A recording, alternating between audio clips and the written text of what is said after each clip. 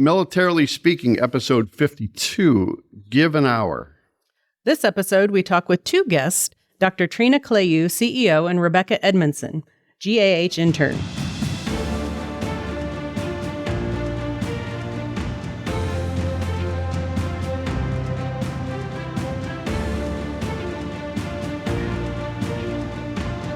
And GAH is what? Give an hour. Right. It's like, what, you're asking me a trick question here? I was trying. Wasn't sure which one of us you were quizzing. I know. He looked at me like, yeah, I'm going to play Stump the Chump first thing here. So welcome to Stump the Chump. This is Militarily Speaking, brought to you by Armed Forces Bank. This is Tom McLean. I shouldn't use my real name, should I? All right. And Jodi Vickery, I'm the Regional Military Executive for Armed Forces Bank, and Jodi's the Executive Vice President, Director of Military Consumer Lending. I'm worried about this episode already. No segue? No segue. Do we have a segue? No, I'm worried about you already today. Again, welcome to our show. We're really excited to have you listening and learning about our guests, Trina and Rebekah, with the organization Give an Hour, also known as GAH, for those playing along at home. I do want to take a few minutes and tell our audience a little bit about the two of you. This is all information that should be super well known to both of you, but so bear with me for a moment. Dr. Trina Clayeux brings a wealth of executive experience in workforce development and mental health to her role as CEO of Give an Hour. With a proven history of visionary leadership and innovation, she has made significant contributions in enhancing access and the delivery of vital services within her field. Her career spans various impactful roles, including tenure as Chief Operations Officer for social impact organizations, Director and Assistant Dean for Community College Systems, and multi-state coordination of a Department of Defense base realignment event and a national corporate network for military spouse employment. Having herself been a military and veteran spouse for many years, she possesses an innate understanding of the distinctive challenges and opportunities inherent in this community, making her a dedicated advocate for their personal and professional growth. Dr. Clayeux holds a PhD in leadership studies from Gonzaga University. Gonzaga or Gonzaga? I'm going to say Gonzaga. How would you say it, Doctor? I said Gonzaga, but go Zags. Yeah. Okay, rewind, edit. One to one. Okay. From Gonzaga University, a Master of Public Administration from Portland State University, and multiple certifications that underscore her commitment to excellence in her field.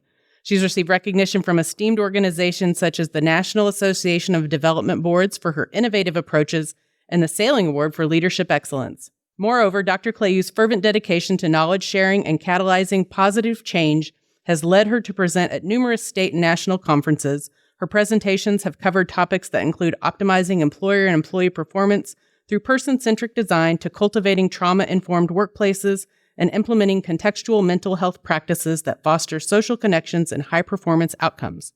In her present role at Give an Hour, Dr. Clayeux continues to harness her executive acumen, profound expertise, and unyielding commitment to enhancing lives grounded in the belief that each one of us can contribute to the betterment of mental health for life. In her downtime, I can't imagine you have much of that based on everything that I just read. That was very long. Yeah, so this is actually very impressive to me. This is where she and I have something in common. I am doubtful that is true. Oh, yeah. No. She enjoys athletic activities and completed a full Ironman, two half Ironmans. That's it? Just two of them? And hundreds of running events. She remains active, understatement of the year, with her husband and retired veteran of 26 years and 2 children. So a full Ironman. I used to have aspirations to do even a half Ironman. And you should. Yeah, no. Do it. Do no. it. Yep. Yeah, no. Is there another decimal point with that? Yeah. Yeah, I've done a triathlon, like a sprint triathlon. Yeah, you're right there. Yeah. I don't think Trina, so. my wife did 2 marathons. Yes. And she did it was like an hour and a half she did it. Is that pretty good? Yeah. She did not run a marathon in an hour and a half. It was 4 hours and 23 minutes. I just rounded down. 4 hours and 22 minutes. Oh, 4 hours. Gotcha. I rounded down. Yeah. Hour and a half. She ran like a 30-second mile. It was a sprint. It wasn't a marathon. Yeah. She was done before everyone. Yeah, she was on a scooter. But back to Trina. So when you say base realignment event, is that BRAC? Yeah. Yeah.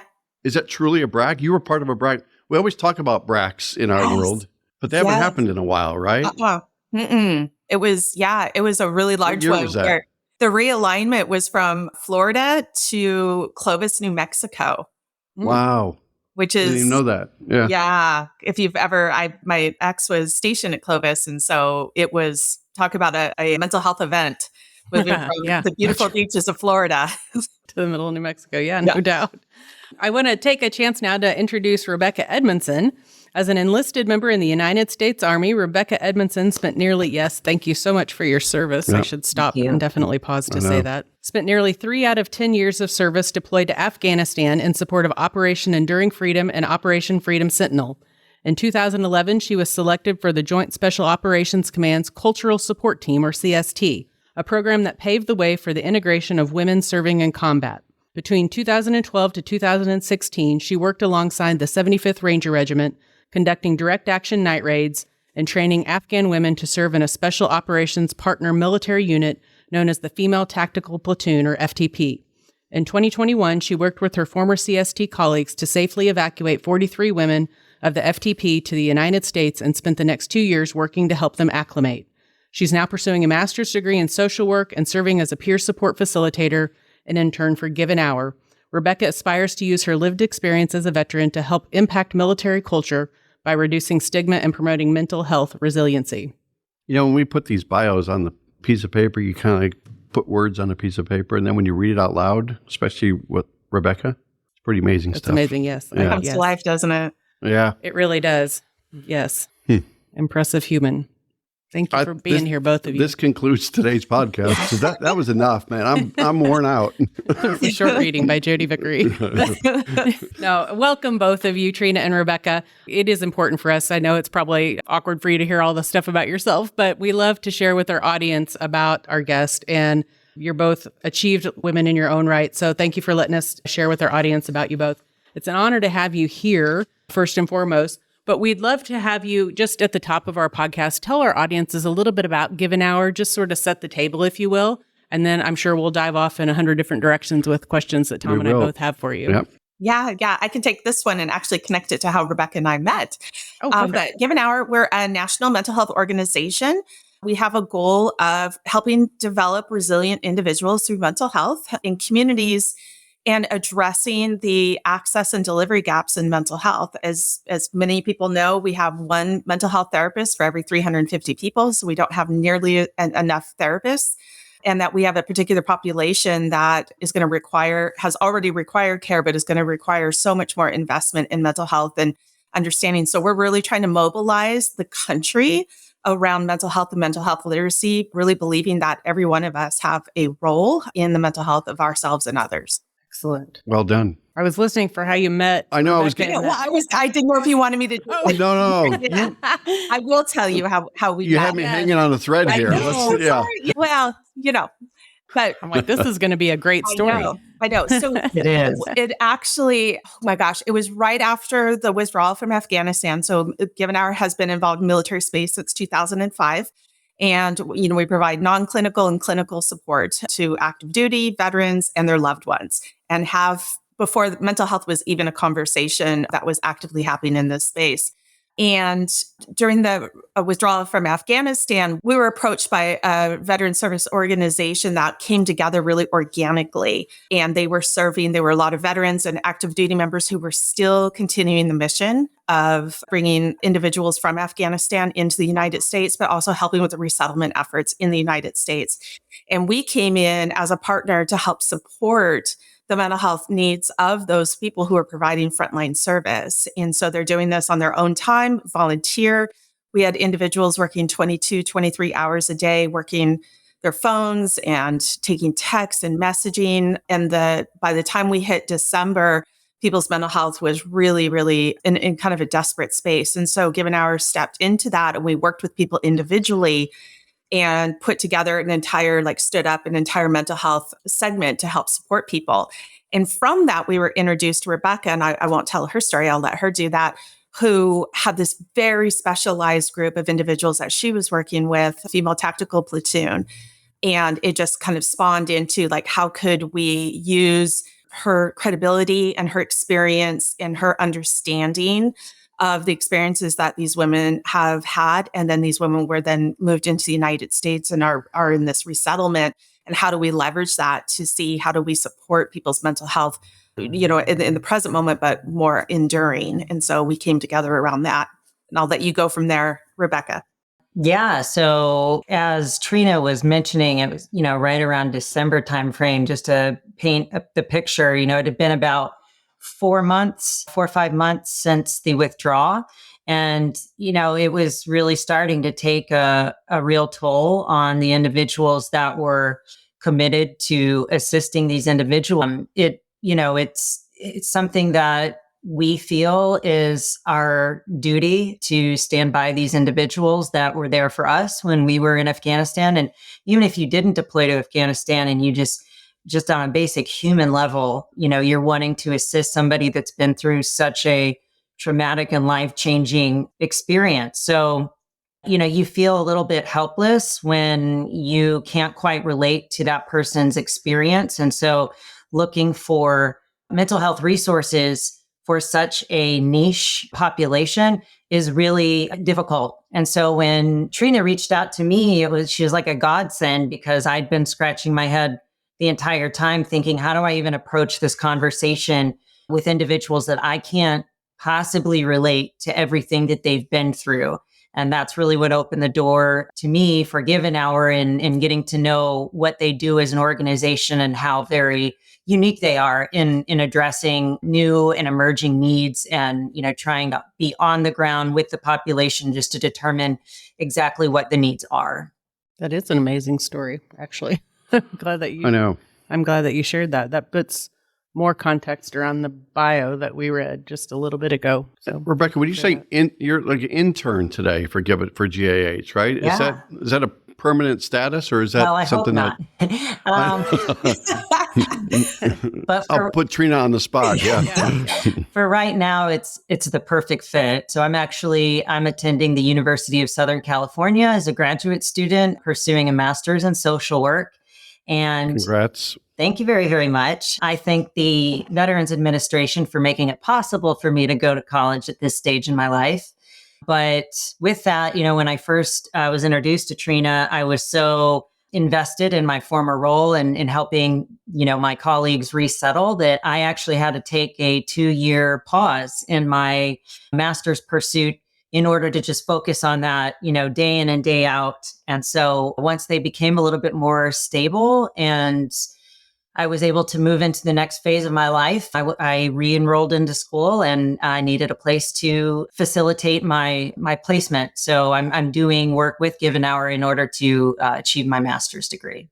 Excellent. I'll put a plug in for one of my daughters that doesn't listen to the podcast, that she's getting her master's in social work at Florida Gulf Coast University. All right. So Really? that's awesome. I'll put a plug in there too, we'd be very interested to talk to her about her clinical hours. Whoa. All right. Wait, hang on. Put a pause on the podcast. Now she's going to have to listen to the podcast. I know. You're going to have to send her a clip. Tell her there's an Easter egg in episode 52 for her to find. Just to find. But I will add too, is that we hadn't had a lot of interns. We've had a few interns, and we want that to become more normative for us, is that we have this entire network. We have about 4,000 mental health providers who donate. So Give an Hour, hence the name, who donate an hour of mental health care to service members and their loved ones. And part of this is that we really want to be on the cutting edge of getting more people accustomed to serving this population.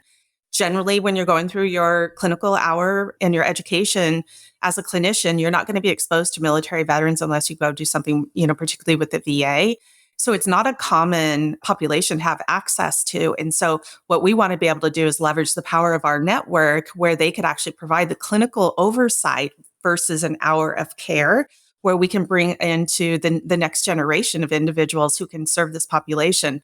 I think that we're all in agreement that we have no idea the implications and the ramifications of what's coming from mental health support. And it doesn't even have to be dramatic mental health support, but just this enduring of an aging population that came out of 20 years of war.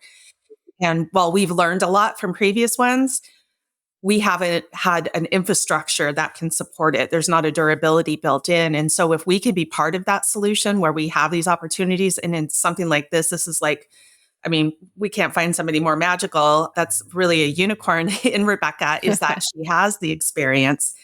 She has this very unique experience She has a voice of a woman in military service, and she's working, to finish out her clinical care. And so she's been able to bring rich insights and then assume some roles for us that we had envisioned but hadn't put into practice. And so one of them is taking on the peer support facilitator role, where we have somebody with a lived experience. We train them to leverage that lived experience to connect with others and then be able to use that in service to people. So we don't have to have so many mental health providers. We need more, but we can't solve this problem by sending people to therapy. And so having this person who can understand the nuances and as she mentioned, the stigma to overcome and the culture that's involved with this is one of the many ways that we plan on addressing this now and in the future. Well, that's outstanding. You've literally walked a mile in their boots. Yeah. Literally. A few miles, yeah. Yeah. www.giveanhour.org. So your website's pretty cool. It says listen, period, lean in, period, learn, period, lead, period. You also have mental health for life. But on the website, you also support different groups with mental wellness services like mass violence, caregivers, rare caregivers, and of course, military. So I guess big question is, what brought you to the military service members? And I think Rebekah talked a little bit about that too, or veterans and their families as a group that you needed to serve in the care that you provide. What was the draw? I mean, the original draw back in 2005 is our founder is a psychologist and really looked around and saw around the corner on this, is that individuals are coming through, the different cycles of war and didn't have the mental health space. We didn't have the language kind of normative in our culture. The military, it wasn't part of the culture there as well. And so there was a real shift that needed to happen. And so she leveraged her experience and her kind of positioning within the psychological community to really show influence there to bring this network of clinical providers together. And so we have this network, but then over time, over the last, for the first 10 years, it was really about that clinical one-to-one match. And it was getting around stigma and getting around barriers to care. And then as the military started making huge advances, which they have and did, and really changing the conversations and making mental health more accessible, we also saw that, again, we just have we have the shortage of not just therapists, but therapists working with this population, like understanding and investing in this population. And so we added, really in response, and that's that listen and learn, listen, learn, leverage, and lead. In response to the different needs out there, we understand that someone like Rebekah has so much more accessibility to someone in uniform or that was previously in service than a clinical provider that maybe just came through their education and hasn't had any of these experiences. So we know that there's healing power between peers. And if we can really harness that as well, it can help the individual service member heal while they're also healing others. And so we've added peer support, wellness ambassadors to also our clinical kind of cadre of expertise. And I mean, that makes all the sense in the world. I do want to spend a few minutes talking about the Stand Together Foundation as well with you. What can you share with our audience about that particular program? Yeah, so Stand Together Foundation, a giant philanthropic endeavor. But what they've done, I think, is incredibly unique, and we're very fortunate to be connected with them. But they collaborate with high impact nonprofits across lots of sectors of nonprofit work. And they're committed to principles of empowerment. And so rather than imposing these very top down solutions, so if you think about mental health, it's often very top down. You go to a provider, you get what the provider offers. You go to get medication, you get what medication is offered. But it's not an entirely empowering experience. And so we've really flipped the script on that, which is that we actually go to people that we serve and we listen to what their wants and needs are. And then we curate what those wants and needs are with the help of clinical backing and clinical support, good evidence-based practices, but also making things consumable and easy to access. So we don't throw up a lot of barriers to people getting the kind of care that they want and need. And so some of it is education, like mental health literacy. But others is being able to remove barriers to address stigma. But so much of the power of what we're able to do is really around human connection. And so Stand Together, we competed with many other Catalyst communities, other nonprofits, and we were selected for an impact grant. And so they've spent going on our third year pretty soon, years of investing in us to really put this into practice, to map our customer, to understand our customers' wants and needs, to understand their experience. And that includes our providers. So we make sure our mental health providers and our people who come to us for clinical and non-clinical care are given the red carpet experience, and they're given what they're needed, and make sure that we can reduce as much stress as possible, increase as much access as possible, and get people connected on a care journey. And it's not just a one and done, but something to make sure that as your needs change, we can help adjust and change as well. And so we try to be very responsive so people can have agency in mental health. And I think that's one of the things that we haven't felt in mental health across the country is a sense of agency. And we want to put that empowerment back in people's hands. I love that. And I'm sure it makes the receivers of that care feel like it's specialized for them and not just sort of a one size fits all solution that's sort of cast with a wide net. Absolutely. And with that, as you both know, with this population, you can't not be genuine. You can't. Yeah. They'll see through that in a heartbeat. Oh, yeah. You have got to have your homework done before you come. And they so might call you out on that. Yes. Rebekah is always first to tell us that's not going to work. We need a different way. You probably have a very good sounding board there. Very much. You mentioned it is just coming up on a 20-year anniversary, it feels like, but you mentioned 4,000, right, professionals that are tied, that you have actually access to 4,000 around the country, probably, or even beyond. But yeah, how do they enter the equation? How do you find them? How do you vet them? Yes. What's the protocols for? I'm throwing in a new question here that nobody even knew I was going to ask, but that's typical. That's all right. I led us down a path that I don't think you were going to go down either. So it's perfect. Here's what I really love is like it's a high touch is that we're not just looking for providers. We're looking for providers that want to learn, that want to be exposed to this population, or that are coming from these experiences who are going into both non-clinical and clinical care, but they really care about mental health for this population. And what we do is as we learn from people, we actually take that back to our providers and we provide them with training. So last year, I may have my numbers wrong, but we did probably more than 40 credits of like continuing education credits for our provider network, which are at no cost to them. So we underwrite that through grants and donations that people invest in us so we can invest back in our providers. And I feel like that's so much of the secret sauce is that we not only engage with them and interact with them, and we make sure that we're getting people in, not to hit a big number of like how many people do we have, but what kind of quality of people do we have, and are they accessible, and are they committed to this? And then we pour back into them. And so our program manager who works with providers exclusively, she's in contact with them. She does trainings for them. She does meet and greets. She does peer support to make sure that they have what they need. She makes tools and resources that are really accessible that they can use in their practice or use when they're with clients. And so it's really trying to keep that profession poured into, as well as making sure that profession has what they want and need in order to crosswalk that with the customer, and making sure that people who are coming to us feel like, wow, this organization gets me and they understand what my experience is. And then we go through a whole vetting process, of course. Yeah, I figured that was going to happen because you may have some turnover, you may have some attrition, you may have something that doesn't feel right, and you just want to make sure you do the right thing. You may or may not know this, but Give an Hour, you were listed as one of the 9 best charities that support veterans' mental health in 2024. Is that breaking news or is that old news? No, we worked really hard for that. We were recognized by Charity Navigator. And I will say a lot of the work that we did with Stand Together helped position us that way, because it really made us switch into like our metricing, like how do we get our customers' voice into measurement and measure what they care about, not what philanthropy cares about or what, looks good on a splashy page, but are they feeling connected? Are they feeling cared for? Is there a change for them, like transformation because of their experience with us?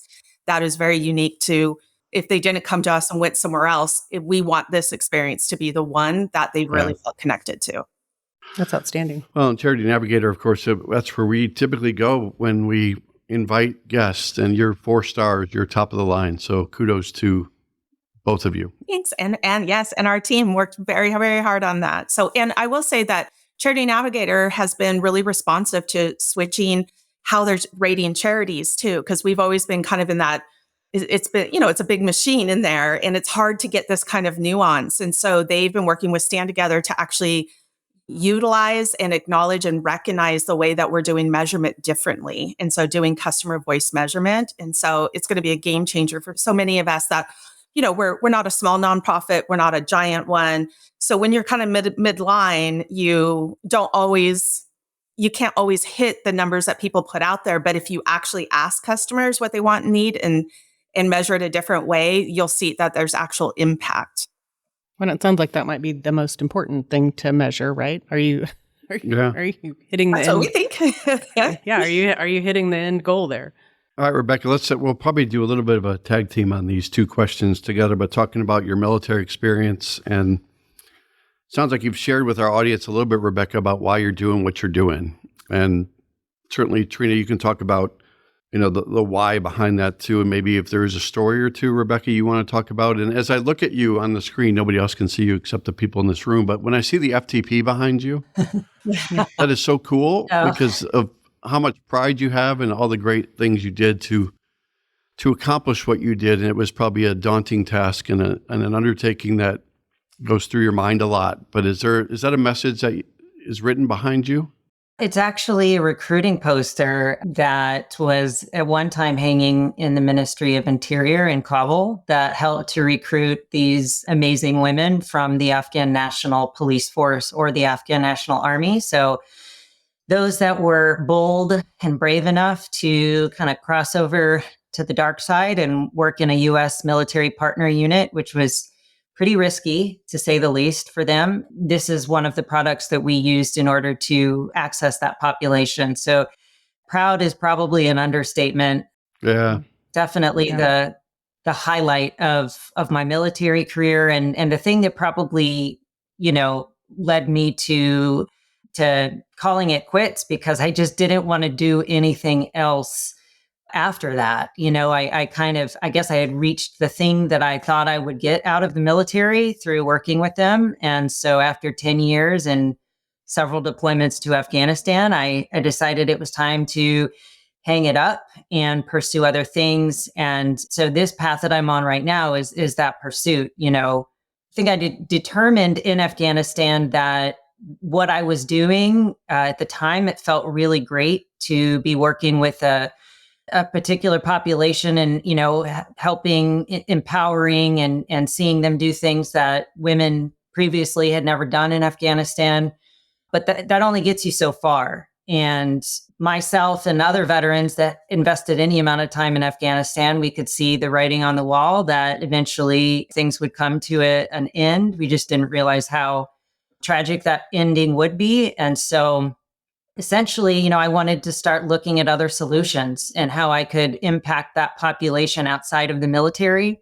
So I went back to college and started pursuing social work and found myself with Given Hour. And I'm actually doing just that, looking for ways to impact not only the FTPs, but, the entire military community that has a lot of the same struggles, with mental health, stigma, and all of that. It exists pretty much everywhere you go. Seems like your decision-making process that caused you to say it's time, my military service has ended, really drove you to find your why here with Given. Absolutely. Yeah. Yeah. And so it seems to me that you really haven't stopped serving. You're just doing it quite differently. Yeah, I like to think of it that way. It was a tough pill to swallow, I think, for most military members when you decide to transition out of the military. And probably for a couple of years, it was hard for me to accept, no longer serving in uniform. But I definitely have rediscovered that sense of purpose and contribution. And I feel good about where life has taken me. That's fantastic. That's right. And the work is never done either. I was on the board of directors for ALS, and your work's not done until you find a cure for it. With what Rebekah and Trina do, there's that demand's always going to be there. It's almost recession proof, unfortunately, because the stuff is going to keep living, and you're always going to need resources, like you offer, to be there for our veterans and for other people that are going through these types of traumas in their lives too. Yeah, I had the privilege of being invited by Rebekah and some others in a community that have been really instrumental in some of the resettlement efforts. And so this community has a lot of FTPs in it, have tried to really embrace and support. And we went home to home, and to be invited into these women's homes and to have tea with them and to have conversation with them was incredibly moving, and to try to glean some insights about how difficult this is going to be, how difficult it already has been, and how difficult it is going to be when you have such culture involved that is so, the culture is not set up for mental health for people who have come here as refugees. And the mental health system isn't set up. And so we already have a durability issue with existing system for veterans and service members. And then you add individuals who are involved and have rich, thick relationships that I think we've overlooked the moral injury that this has created and caused for service members. And we're having a difficult time meeting the needs of these individuals who served as brothers and sisters in arms right alongside our service members like Rebekah. So I just want to say it was such a privilege. And there was so much insight about, as you said, how much that this is not going to go away. This is something that we're going to have to tackle, and we are seeing the effects of it every day.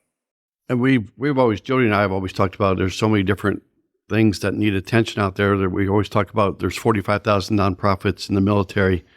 We deal with food insecurity issues by holding food drives and supporting food pantries on installations. We'll think about the financial stability issues, the homelessness issues that we deal with organizations like Veterans Community Project. And so to have specialists like you and to have the resources that you have that are available on your website and through what you offer, it's pretty amazing. Thank you. And then when we subsequently share this with your constituents, with your circles of influence and the people that are part of your lives too, that, what ways can people support Give an Hour? What do you see? Whether it's a volunteer or whether it's monetary donation. It's all of the things. Talk about those. Yeah, it's all of them. Certainly financial support. We are funded primarily by, grants and foundations and donations.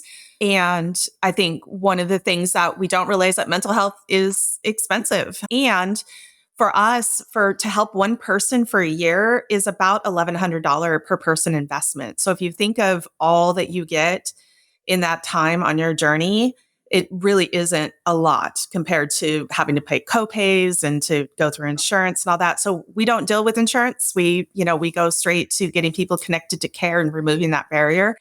And then our peer support programs, we're actually doing several for active duty, which is our first time being invited to work with active duty. We've always had it as an option. And so the fact that we're seen as someone who's trusted in this space means a lot to us. And so being able to support, financially support all or part of a peer group would be incredible for us to be able to do the kind of rich, we're not trying to do a one and done, but we're really trying to work with active duty to learn what is happening with them, to learn how a stigma is operating, and then to also equip them to help each other. And so we have some really great models that we've been working on for the last year with active duty members and leadership, and understanding how can we be a support to that and really empower people to help people to the left and to the right. And then, donations, individual donations, again, we have very low operating costs. And so we're people is mostly what we are. And it takes a lot of human connection to do this work. We connect to our providers, we connect to our customers. We don't rely on automation to do this. We believe that healing is through human connection, and we are about 12 people deep. So we do a lot of work. And the more that we can invest in people to help other people, the more that we can to really jumpstart that healing process.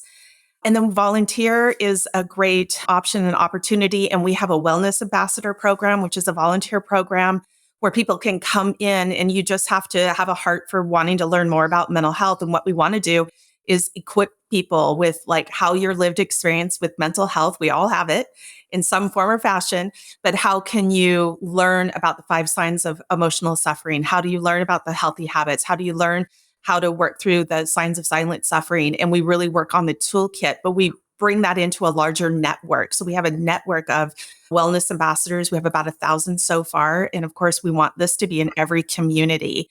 And so these are individuals, and I know that all of us have had that experience when someone's told you something and the first thought you have is, I'm not a professional. And I'm here to say you don't need to be a professional. You need a few additional skills in there to stay in a connected conversation with someone. And that's something that we do.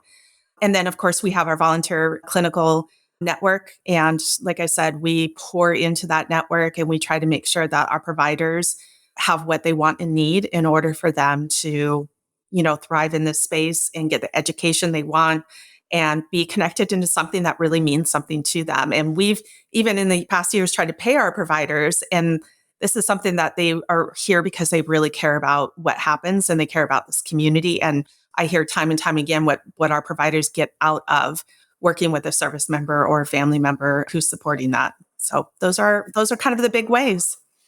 And I would think that it's probably the case that they can, if people are interested in any and all of that, they can find out more about that on your website, givenhour.org. We made it so easy. Yes. Yes. Givenhour.org. Yeah, but we could also talk, we throw in a fourth, she's covered a lot of ground with this, how to support, but so the Veteran Workforce Toolkit, could we throw that in there too as a way companies, whether it's through DEI or ways that they can integrate solutions to the employer side, right?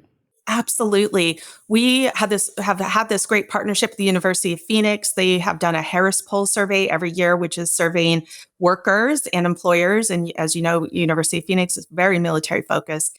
And what we found, and not any big surprise, is that there's a tremendous gap in perception between what employers think they're doing in terms of mental health and what employees are experiencing in terms of mental health.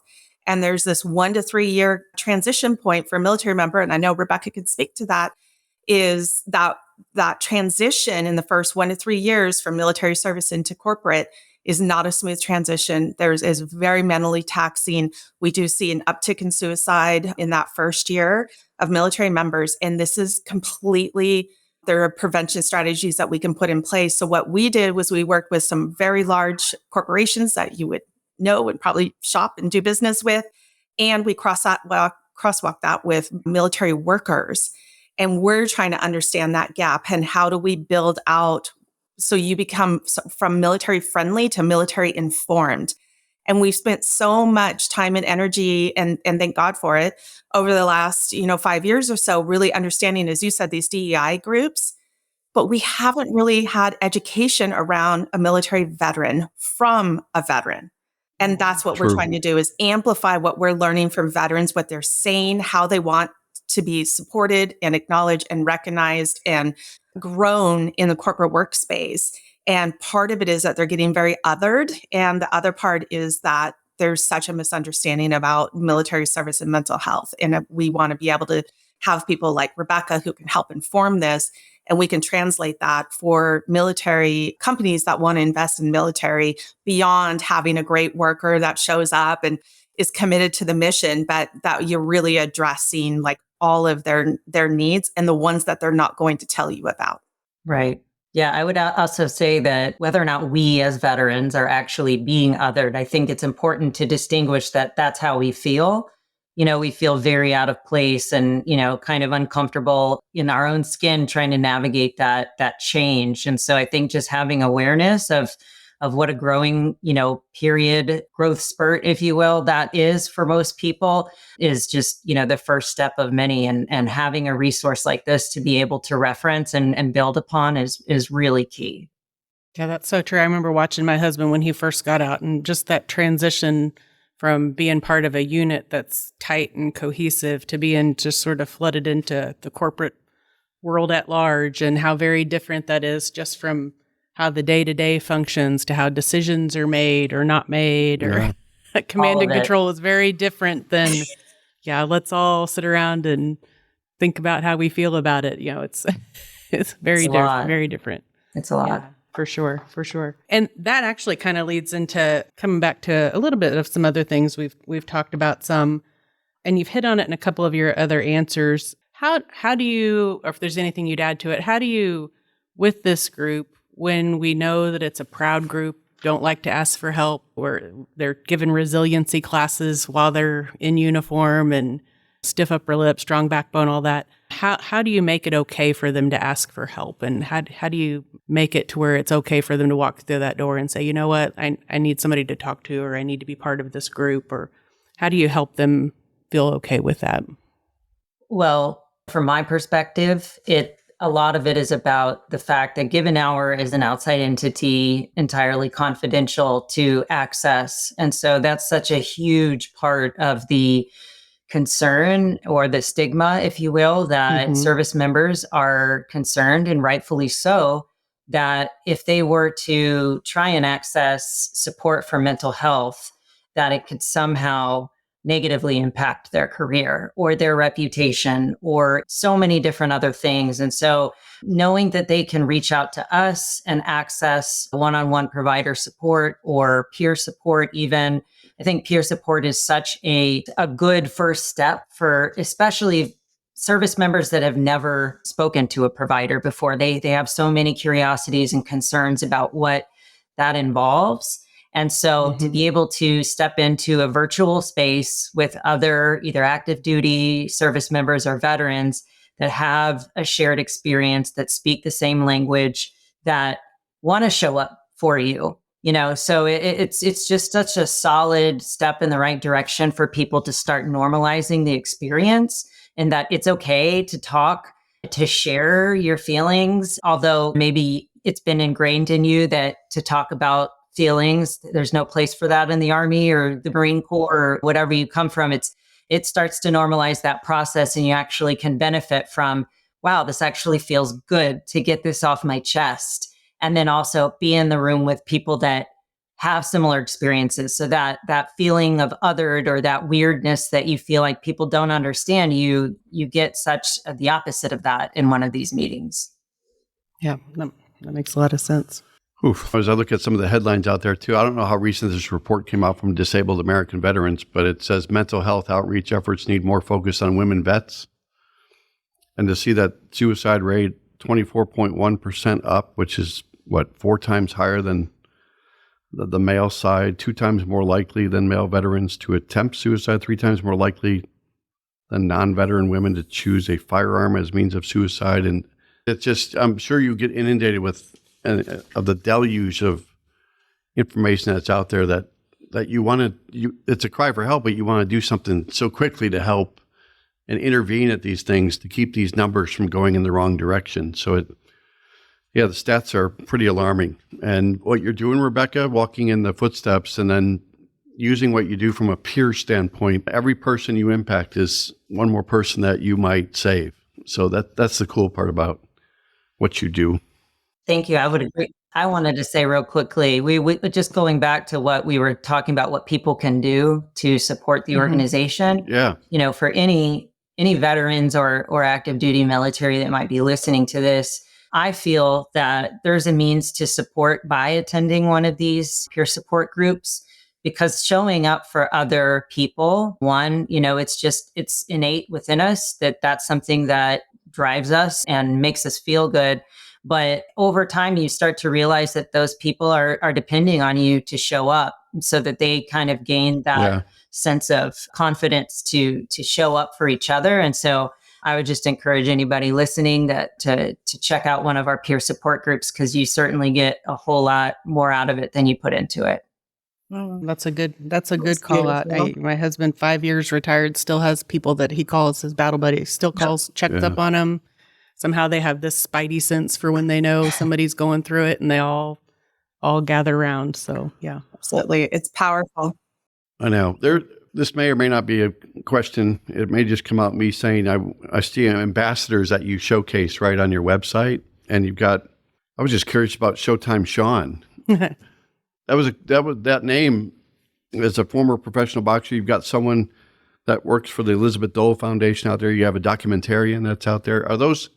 You talked about ambassadors earlier. Is this a different ambassador program that you have for Given Hour? Yeah. We have wellness ambassadors, which can be just everyday people who want to invest in learn and become more equipped with mental health in support of themselves and others. And then we do have ambassadors, which are individuals who have a platform where they want to talk about their own mental health journey and connect it to other people. So again, it helps with much of what you're saying, which is that targeted outreach, is that Showtime has had incredible conversations, and we've been so appreciative of his work, is really talking about it and being a high performing athlete, which resonates with a lot of our military members who are high performing special operators, are high performing in their field and feel a stigma around mental health. And so he's also a man of color, and to be able to talk about his influence of talking about mental health and normalizing it in a community that it hasn't been normalized. And it goes a long way in breaking down those barriers and inviting more individuals in. We had a great conversation, a webinar last year for mental health awareness for Men's Mental Health Month. And it was Showtime. It was Dr. Dwayne Buckingham, who's a veteran, who's also a therapist, and Alan Simmons, who's an ambassador for us as well, who's a combat veteran, a Marine. And they're all men of color. They're all men who've had these experiences with mental health and also have had incredible high performing on the veneer. They're just excelling. And I cannot even begin to tell you the amount of comments that we had where people were like, well, they just have not heard this type of conversation happen. And that's the normalizing. That's the power of bringing people together too, is that we didn't have that scripted. We just put the men in a room together, a virtual room, and it just organically came about. And then our filmmaker, Eric Christensen, made a documentary called Unmasking Hope, where he follows veterans, and a veteran female with a military sexual assault, and then also people who've been impacted by 9/11 and a mass shooting event in Las Vegas, who happens to be one of our employees as well, and walks on this several year journey about talking about hope and the role that hope plays in mental health, which is now a big part of our platform as well. So those ambassadors are speaking from their genuine experience, and they're speaking out into these spaces to really change the narrative. And if we don't have that, you don't have enough people talking about mental health in a positive, accessible way that can touch them. And so having those ambassadors has been just tremendous for, again, what they pour into our community, but also I know what they get out of it. I want to make sure that Tom and I, and is there anything that Tom and I have neglected to ask y'all about Give an Hour that you really think it's important for our audience to hear today? I want to make sure you have that platform. Yeah, thank you. I'll speak for me and then I'll leave it for Rebekah. I think one of the things I would just like to remind people is that just because the war is over, in a sense, that the work and the need and people's lives are not just going on as normal. And so we can't let our guard down. And I fear that we're going to have another generation come up and of clinicians and people who are talking about mental health, but have no connection to the military and no connection to what our service members and veterans have and family members have experienced for the last 20 years. And if we don't have a measured, intentional, mobilized way of approaching mental health for this population, we are never going to meet the need. And we're already struggling to meet those needs, as you can see from the statistics that you said. And whether they're trending up or trending down, the work is the work and it's going to continue. And so we've got to prioritize this as a nation. It cannot be that mental health is just too hard and we're not going to invest in it or we're not going to keep it top of mind. So that would be my parting remark. Very good. Well, I guess what I would add to that, kind of going back to what you said, Trina, about, how hope is such a critical aspect of the work that we do, in that stigma and talking about suicide statistics and all these very, very painful, difficult topics to address. That's something that we are navigating and approaching head on, despite it being, a dark and difficult undertaking. I mean, meeting with actual commanders and the top level leadership that are essentially, desperate to see a change and not really knowing what that might look like, but being open-minded enough to reach out to an outside source. For me, that is the hopeful thing that really motivates me, is to know that there is change taking place within the military. You do have upper leadership that is acknowledging that this is a problem and the way that, business as usual of these, resiliency trainings or suicide prevention trainings or, you name it, that sort of check the block kind of things that we've done historically haven't been working. And so to reach out and be able to ask for help, I think that, is, cliche as it might sound, that's a sign of strength. And that's what's taking place. And that's the work that we feel really energized about, is approaching those conversations, no matter how difficult they are, because we actually do believe and we, that something can be done to change it. Yeah, I think that's a very good sign that they're willing to look outside the walls. Absolutely. Thank you for giving us an hour, because you provide a lifetime of support for the people you serve. I can't say that enough. I think that's You're pretty. very proud of yourself for coming up with that, aren't you? There's always a moment a year that I get proud of myself. And that was it. And you wanted it on air so you could be I validated. know. It'll always be out there. You now. wanted to be Yeah. validated. So you're validated. Well, now. this is Congratulations. it's for my family and my mom, really. And your daughter that doesn't listen. Right. She'd be so Excellent. proud if she knew. If she listened, she'd be amazed. The good news is the other daughter doesn't listen as well. So let's go. We're going to play a quick game here called the Military Minute. You good with that? It's just a little bit longer with us. Yes, Sure. we won't put you on the spot because I don't think there's any chance that you would know the answers. You never know. Well, you might. Where's Maybe your you hope? will. Yes. So it's a trivia game we like to play with our audience. So on our last podcast, we had guests from the IVMF and the OVMA offices at Syracuse University. And our question tailored to them was, what does the acronym STRIVE stand for? Any guesses really quick? Strive. You'd actually have to go right You'd to have their to- you'd website have to, now in the like- next 22 seconds. And You'd have to straight up but- Google this. Not pretend. So let's give the answer. Yeah. So if you're in our audience and when we dropped that podcast, you answered that STRIVE meant Startup Training Resources to Inspire Veteran Entrepreneurship. You got all the Another words mouthful. and maybe Yeah. even spelled entrepreneurship right, which is a challenge because there's a lot of vowels in there. You could be eligible to win $50 for yourself and $50 to a charity of your choice. I think Give an Hour would be a Give an great hour would be great. opportunity to use that $50 wisely.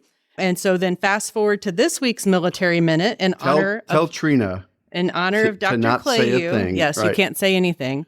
Yeah, you can't answer this. So what are the three components and corresponding distances in a full Ironman competition? Oh gosh. I know. You got to say Other it again. than death is certain No, upon completion. you got to say, you didn't say the question right. I don't think you said in miles, did you? Because somebody might do kilometers. Okay, Tom. I'll So read it let's do it over. verbatim. Let's do it I'll over. read it verbatim, Tom. What are the three components and corresponding distances, comma, in miles, comma, of the Ironman competition?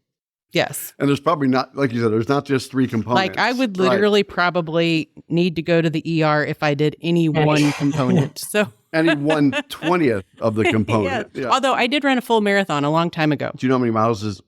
I can't say. Don't say it. But I Yeah. did run one, and I literally laid in the hotel for almost 2 full days afterwards thinking death was imminent.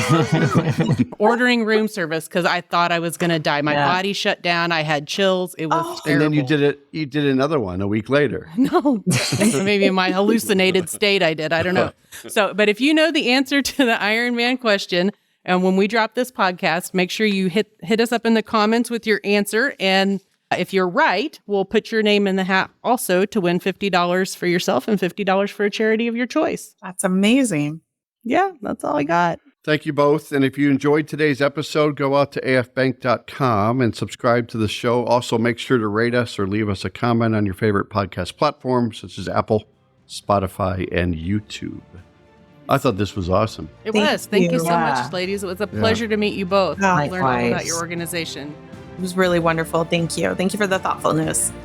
Yeah. You got it. Thanks, guys. Appreciate it. Thank Bye. you. Okay.